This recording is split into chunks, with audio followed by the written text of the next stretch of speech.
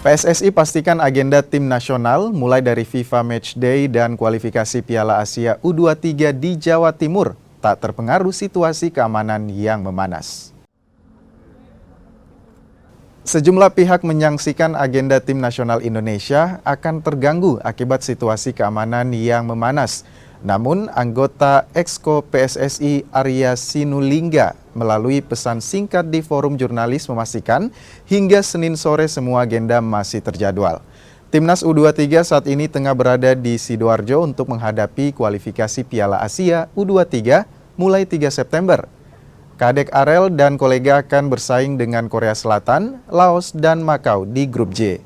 Sementara timnas senior yang akan menjalani laga FIFA Matchday menghadapi Taiwan dan Lebanon 5 dan 8 September. Kabarnya, Jay Itzes dan kolega sudah mulai berkumpul di Surabaya sejak Senin. Armada Patrick Kluivert dijadwalkan menggelar latihan perdana pada Selasa sore.